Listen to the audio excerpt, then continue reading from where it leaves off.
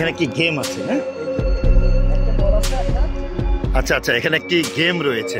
দাঁড়িয়ে আছি কক্সবাজার সমুদ্র সৈকতে, আর এই যে বড় দানবটা দেখছেন,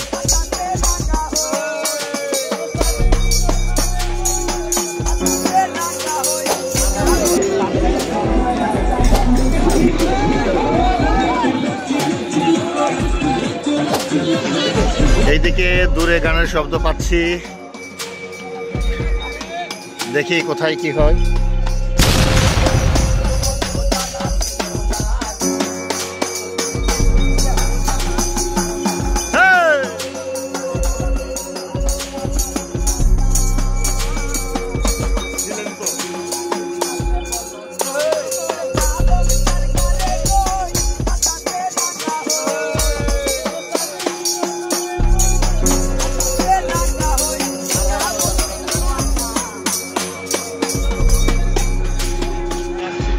কক্সবাজারের একটি বড় একটি সমাজকর্ম বলবো এটাকে, এবং এটা গণসচেতনতার জন্য এই কাজটি করা হয়েছে। আপনারা যেটা স্ক্রিনে দেখছেন, এটা কিন্তু একটি স্ট্যাচু করা হয়েছে। এই স্ট্যাচুটা কিন্তু বানানো হয়েছে সম্পূর্ণ এই যে প্লাস্টিক সামগ্রী যেগুলো আমরা সাগর পাড়ে ফেলে দেই, এই সাগর পাড়ে ফেলে দেওয়া প্লাস্টিক, সেগুলি কুড়িয়ে কুড়িয়ে কিছু সমাজসেবী, কিছু তরুণ উদ্যোক্তা, তারা কিন্তু এই স্ট্যাচুটা তৈরি করেছেন। এবং এই স্ট্যাচুর কিন্তু একটি অর্থ রয়েছে। অর্থটা হচ্ছে যে এই যে আমরা যে আমাদের পরিবেশটাকে নোংরা করছি, আমরা যে আমাদের পরিবেশটাকে আমরা নিজেরাই ধ্বংস করছি, এই স্ট্যাচু দেখে কিন্তু সেই কথাটাই যারা আমরা পরিবেশ ধ্বংস করার কাজে নিয়োজিত, আমাদেরকে কিন্তু সেটাই মেসেজ দিচ্ছে। তো যে কারণেই এই স্ট্যাচুটি এই সমুদ্র সৈকতের জন্য একটি বড় ইনফরমেশন। জাভেদ ভাই এখানে ছবি তুলছেন এই স্ট্যাচুর। আমাদের নজরুল আছে, আছে আমাদের বাসার ভাই, ওই পাশে বাসার ভাই, এবং আমিও আছি। এই স্ট্যাচুটা দেখছি।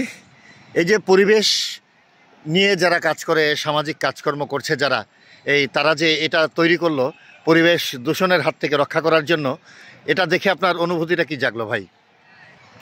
এটা বর্তমান প্রজন্মের যে তরুণরা আছে, তারা তো সবসময় এগিয়ে থাকে, এবং আমি মনে করি যে এই যে বর্জ্যগুলো যেগুলো কক্সবাজারের বিভিন্ন বিচের মধ্যে ফেলা হয়, সেগুলোকে একত্রে করে এই জায়গায় নিয়ে আসা হচ্ছে মৌমাছির মতন করে। মৌমাছি এসে যেরকম একটা চাপ তৈরি করে, ঠিক এই তরুণরা যারা সমাজ গঠন করছে বা যারা সমাজের জন্য সচেতনতা নিয়ে এসে কাজ করছে, আমি অভিবাদন জানাই তাদেরকে যে এরা একটা প্রতীক তৈরি করেছে, সৌন্দর্যের প্রতীক, পরিষ্কার পরিচ্ছন্নতার প্রতীক। এটা দেখে আমাদের যেন শিক্ষা হয় যে আমরা আমাদের বর্জ্যগুলো এইভাবে নদীর পাড়ে, সমুদ্র পাড়ে না ফেলি, এগুলো এখানে এসে জমা হচ্ছে, এবং ওরা এটা দিয়ে একটা স্ট্যাচু তৈরি করেছে, দেখাচ্ছে যে আমরা সব ময়লাগুলো আমরা এক জায়গায় দাঁড়িয়েছি, এটা একটা প্রতীক। এখানেই আমাদের শান্তি। কারণ এই সমুদ্রের পরিবেশ যদি নষ্ট হয়ে যায়, এই সৈকতের পরিবেশ যদি নষ্ট হয়ে যায়, তাহলে আজকে যে হাজার হাজার লাখ লাখ পর্যটক আসতেছে, এদের সংখ্যাও দিন দিন কমে যাবে। ধন্যবাদ। আমাদের শেখ বাশার ভাই, তিনিও কিন্তু এই শিল্পকর্মটি তিনি দেখছেন, যেটা বর্জ্য দিয়ে তৈরি করা হয়েছে, ফেলনা, প্লাস্টিকের বোতল বা বিভিন্ন প্লাস্টিক সামগ্রী, এগুলো দিয়ে তৈরি করা হয়েছে। তো বাশার ভাই, এটা তো একটা বড় মেসেজ দিচ্ছে এই নির্মাণটা। তো এ ব্যাপারে আপনার একটু বক্তব্য শুনতে চাই। যুব সমাজ চমৎকার একটা উদ্যোগ নিয়েছে, সমুদ্র সৈকতে সারা বাংলাদেশ থেকে, এমনকি সারা পৃথিবী থেকে অনেক বেড়াইতে আসেন, কিন্তু সমুদ্র সৈকতে ময়লা আবর্জনা ফেলে দেয়। কিন্তু যে যুবতীরা এই উদ্যোগ নিয়ে এটা করেছে, তাদের দেখা দেখি এখন অনেকেই ময়লা সমুদ্রে না ফেলে এই নির্দিষ্ট জায়গায় ফেলতে শুরু করেছে। এটা চমৎকার একটা উদ্যোগ। আমি যারা এই কাজের সাথে জড়িত তাদেরকে আমি ধন্যবাদ জানাই, এবং যারা এখানে আগত অতিথিবৃন্দ পর্যটক বিন্দু আসেন তাদের আমি অনুরোধ করব তারা যেন ময়লাগুলা সমুদ্রের পানিতে না ফেলে, তারা যেন নির্দিষ্ট জায়গায় তাদের ময়লাগুলা ফেলে দেন। এইভাবে আমাদের সবারই সচেতন থাকতে হবে। ধন্যবাদ।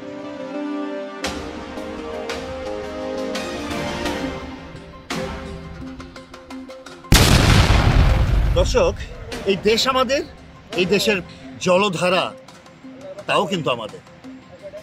দাঁড়িয়ে আছি কক্সবাজার সমুদ্র সৈকতে।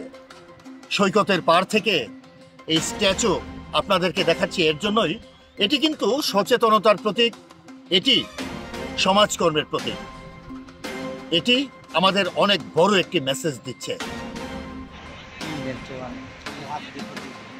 নিচে কিন্তু পা রয়েছে, দুটো হাত রয়েছে, এবং এখানে কিন্তু রং চেঞ্জ হচ্ছে, কালার লাইটিং করা হয়েছে। আর এই যে বড় দানবটা দেখছেন, প্লাস্টিকের দানব, এই দানবের দুই পাশে কিন্তু আবার ছোট ছোট দুইটি দানব রয়েছে। এটা কিন্তু অনেক বড় একটি মেসেজ দিচ্ছে। আমাদের এখনই সচেতন হতে হবে যাতে আমরা আমাদের সমুদ্র পৃষ্ঠ, সমুদ্রের তীরকে আমরা আর এমন প্লাস্টিক বর্জ্য দিয়ে দূষণ না করি। দর্শক, এই যে প্লাস্টিকের দানবটি তৈরি করা হয়েছে, এই দানবের পাশেই কক্সবাজার সমুদ্র তীরে আরেকটি স্টোর দেখা যাচ্ছে। এই স্টোরটি হচ্ছে প্লাস্টিক এক্সচেঞ্জ স্টোর। যদিও এখানে দর্শনার্থীদের ভিড় নেই, যদিও এখানে মানুষের কোনো সমাগম নেই, তারপরেও এই কাজটি করা হয়েছে। আমরা একটু দেখতে চাই, জানতে চাই, এবং তাদের সাথে একটু কথা বলতে চাই। প্লাস্টিক এক্সচেঞ্জ, এটাই আমরা বুঝতে পারলাম, কিন্তু এই স্টোরে দেখা যাচ্ছে স্বপ্ন ডানা। এটা কি বিস্কিট? মেয়েদের স্যানিটারি ন্যাপকিন, যেটা স্যানিটারি ন্যাপকিন। এখানে রয়েছে ফ্রেশ তেল, এখানে রয়েছে ডিম, হ্যাপি টাইম নুডলস, খাতা, কলম, পেন্সিল, অনেক কিছু। এবং এই পাশে বই রয়েছে, শিশুদের যে লেখাপড়া করার জন্য যা যা দরকার সবই রয়েছে এখানে। এবং এই স্টোরে কিন্তু একটি তরুণ এখানে সে দায়িত্ব পালন করছে। তা আমরা একটু জিজ্ঞেস করতে চাই যে এই যে প্লাস্টিক এক্সচেঞ্জ স্টোর, এবং এখানে যে বিস্কিট বা খাবার সামগ্রী, ব্যবহারের সামগ্রী, এগুলো কেন, এবং এই এক্সচেঞ্জের মূল বিষয়টা কি একটু বলবেন? আমাদের হচ্ছে এটা উদ্যোগটি নিয়েছে বিদ্যানন্দ ফাউন্ডেশনে।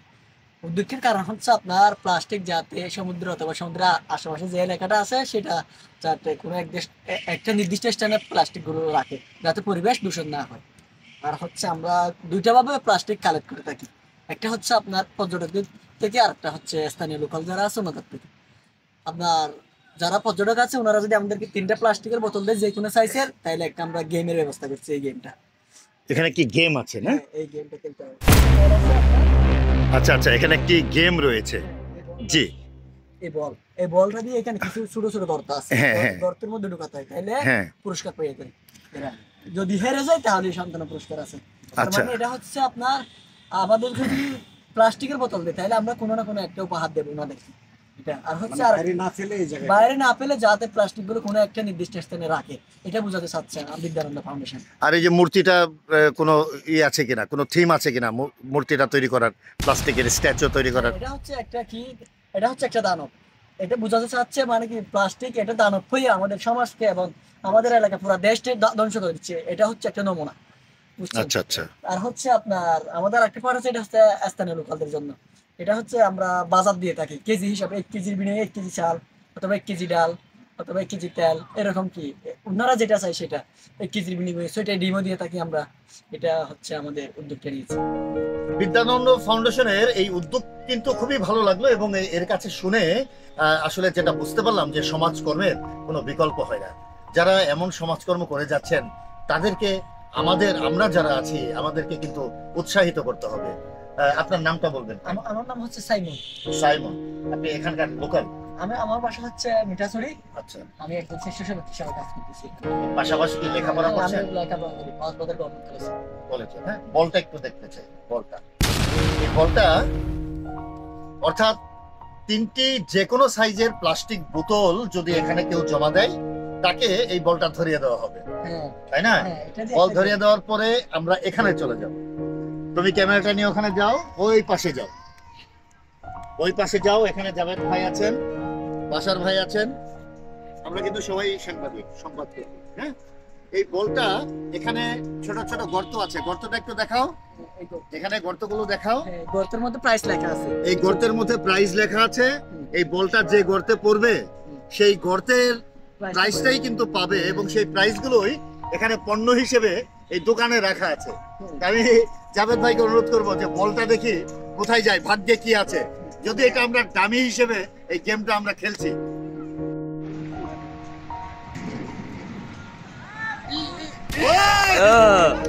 Fine. আপনি একটি বই পাবেন। একটা বই পাবে যদি কেউ এই গর্তে বলটা ফেলে। এখন বাশার ভাই দেখি, বাশার ভাইয়ের ভাগ্যে কি আছে। এটা আমরা এমনি খেলছি, এটা হচ্ছে আপনার দাগের এই পাশে হাত- দাগের এই পাশে হাত যাবে না। ইয়েস,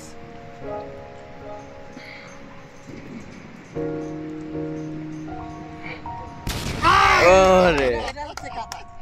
উনি একটা কাটা। উনি একটা খাতা পাবে, খাতা। আর আমি একটু টেস্ট করছি জাস্ট। আমরা কোনো বোতল নিয়ে আসিনি, যেহেতু আমরা শুনলাম একটু আগ্রহ থেকে গেমটা খেলছি, কোনো পুরস্কারের জন্য না, অর্থাৎ কিভাবে হয় এই বিষয়টা বোঝানোর জন্য। আমার তো কিছুই হয় না, আমার জীবনেও কোনো লটারি, কোনো গেম, কোনো কিছুই হয় না।